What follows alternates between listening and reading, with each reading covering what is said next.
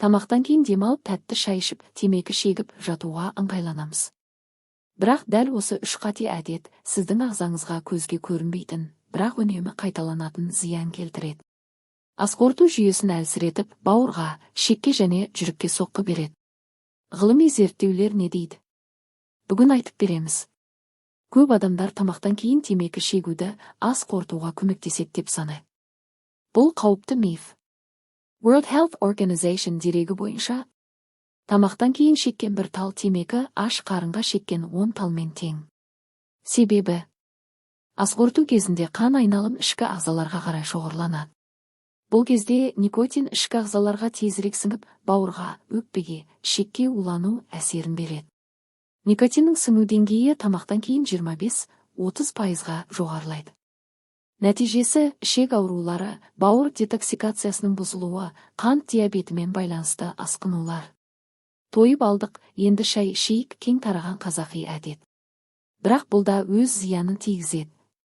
National Institute of Nutrition, Индия, зерттеуі.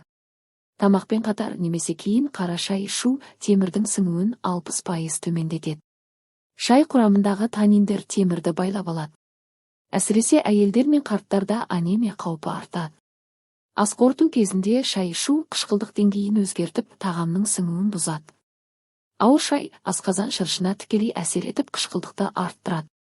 Ең дұрысы, тамақтан соң 30-60 минуттан кейін ғана жеңіл, әлсіз шай ішу. 3 бөлім тамақтан кейін бірден жату. Бұл әдетті алдыңғы видеода айтқанбыз, қайта қысқаша қайталайық. Асқазан тік күйде жақсы жұмыс істейді. Ал жатқанда тағам тоқтап қалады, ашыту процесі басталады, рефлюкс. Бауырдың қорыту жүйесі баяулайды, өт тоқтап, май ыдырауы нашарлайды. Ұйқы безі инсулин бөліп үлгермей, қант күрт көтерілуі мүмкін. American Journal of Clinical Nutrition зерттеуі. Тамақтан кейін 30 минут ішінде жатқан адамдарда гастрит пен іштің кебуі 2 есе жиі болады. 10-15 минут баяу серуен. Бұл ас қорыту процесін ынталандырады, қандағы глюкоза деңгейін тұрақтандырады. 2. Тыныс алу жаттығулары. Қарынның қозғалысы арқылы ішкі ағзалар массаж алады, қан айналым жақсарады. 3. Тамақты асықпай ішу. Ас жақсы шайналса, кейінгі процестер жеңіл өтеді, қышқыл аз бөлінеді. Қорытынды. Тамақтан кейінгі 30 минут денсаулығыңыз үшін ең маңызды сәт.